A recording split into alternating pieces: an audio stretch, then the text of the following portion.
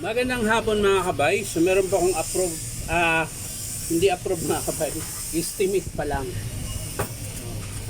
Estimate pa lang mga kabay. Yung nga lang, kung check lang ang sira, pinapalitan ko na po. Ayan. 39238. Ayan. Yan po yung job order niya mga kabay. Tapos ang model niya mga kabay ay DCD 730. Ayan. Ito yung old model na cordless mga kabay. Wala po siyang hammer. Drill lang po. Ayan. So, ang sira po niya mga kabay yung chuck.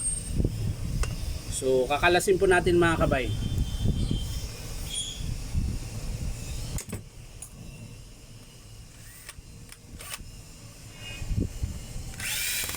Ayan. So, ito mga kabay, madali lang kalasin.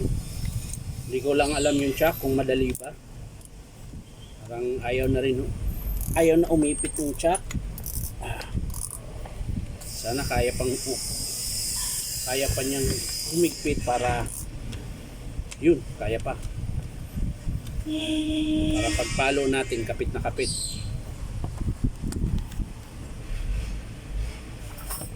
So mga kabay, sana malambot lang to mga kabay. Para isa o dalawang palo, sana matanggal siya. Yun, nakalas lang. Nakalas lang mga kabay. Ayan. Yun.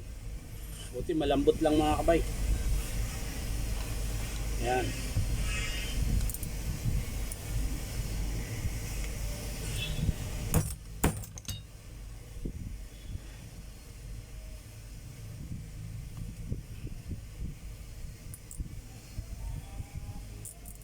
Kaya mga kabay, kukunin ko lang po sa baba yung chuck na ating ipalit.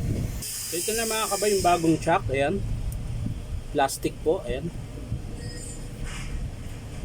So yun po yung kakabit natin dito sa barina mga kabay. Ayan.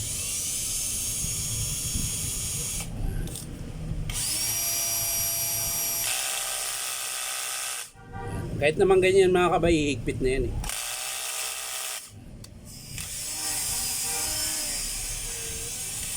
Kasi meron naman siyang lock. Eh hindi ka matakot na makalas to mga kabay. May lock po siya. So ang lock nito mga kabay, kung kanina pahigpit, ito paluwag yung pahigpit niya. Tingnan niyo po. Pa-reverse po yung higpit niya.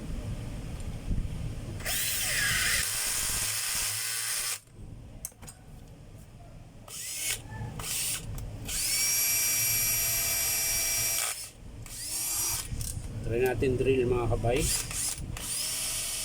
So ito po yung luma niyang chuck mga kabay oh.